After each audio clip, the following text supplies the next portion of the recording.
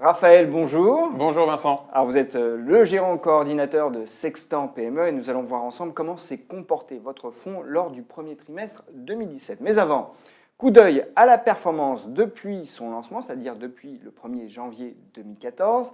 Et en 3 ans et 3 mois, Sextant PME a réalisé plus de 88% de gains contre seulement 65% pour son indice de référence. Et comment ça s'est passé lors du premier trimestre 2017 ? Eh bien, plutôt bien. Vous avez de quoi être content, Raphaël, parce que généralement, Sextant PME fait la différence dans les périodes de baisse du marché.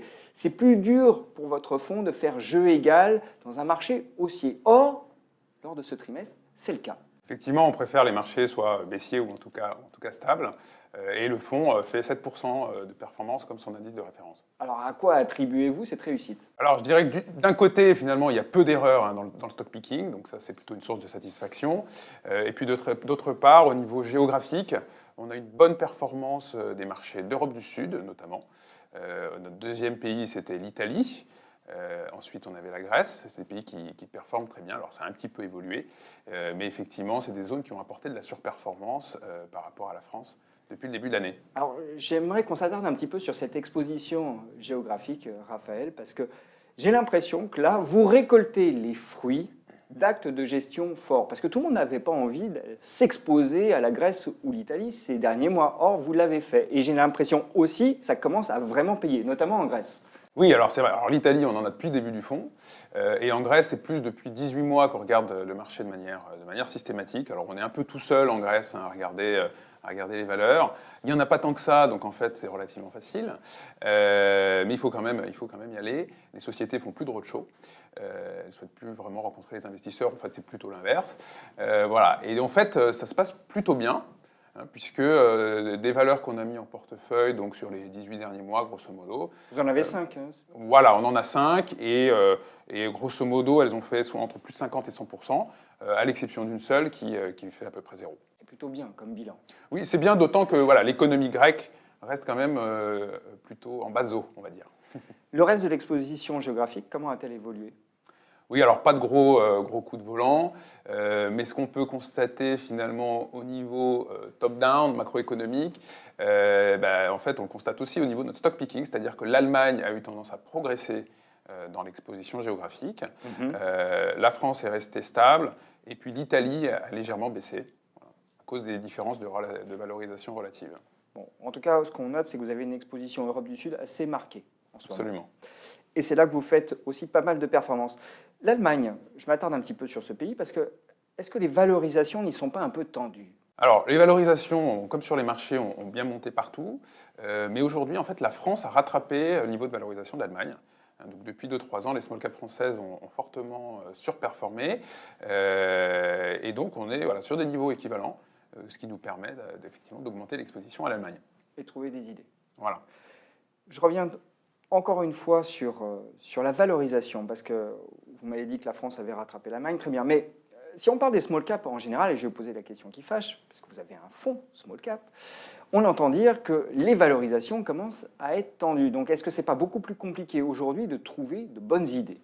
Je vous confirme que c'est beaucoup plus compliqué, puisque le marché n'a jamais finalement été aussi cher que depuis 8 ans. Donc effectivement, c'est plus compliqué. Alors, c'est pas impossible. Nous, ce qu'on aime regarder, c'est pas forcément les multiples de résultats en instantané, qui peuvent être vraiment dépendants du moment où on est dans le cycle. On préfère regarder les valorisations en fonction du bilan des entreprises, donc le fameux prix sur actif net. Voilà. Et là, si on regarde sur une longue période, alors aujourd'hui, on est environ à 2 fois, 2,05 fois au niveau européen, c'est équivalent en France. Et ça se compare à un pic en 2007 de 3 fois, et un point bas fin 2008, début 2009, d'une fois. Voilà. Et donc, on est finalement entre deux eaux. Voilà, au milieu de ces deux extrêmes.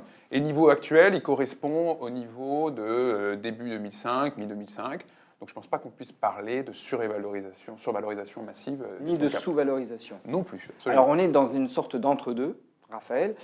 Comment allez-vous faire pour trouver des sociétés avec des potentiels d'appréciation assez marqués ?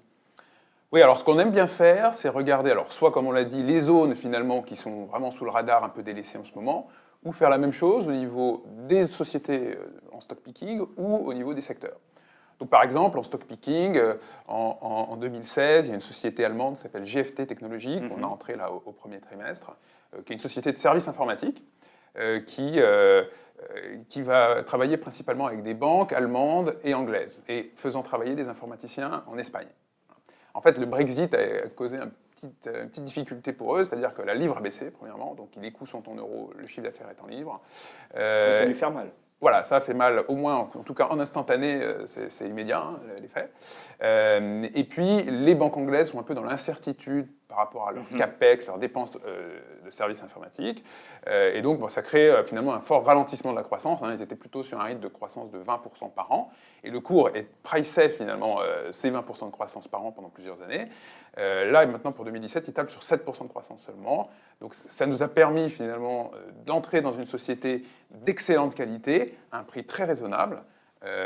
Donc au premier trimestre. Alors, par contre, il faut être capable de se projeter avec plusieurs années, hein, parce qu'on ne sait pas si le redémarrage va être immédiat, mais en tout cas, à long terme, on pense que c'est une excellente société. Donc, en tout cas, c'est une période, pour conclure, où les stock pickers avec des décisions de gestion fortes peuvent faire la différence. Absolument. Alors, j'ai un autre exemple. Par exemple, en France, la société Excel Industries, dans le secteur de l'agriculture. Alors, je ne sais pas si vous avez remarqué, mais les prix des céréales est tombé très bas en 2016 à cause d'une récolte mondiale gigantesque. Par contre, les agriculteurs français, eux, ont eu une très mauvaise récolte à cause de la météo. Donc pour Excel Industries, c'est son premier marché, ça a été une période un peu plus difficile. La société en profite finalement pour adresser son outil de production et sortira probablement plus forte encore de cette période de crise. Donc c'est typiquement le genre de société qu'on aime beaucoup, qui en instantané n'ont pas forcément des résultats très forts en lien avec le cycle économique, qui ont leur propre dynamique et qui devraient permettre de générer de la performance plus tard. Raphaël, merci. Merci Vincent.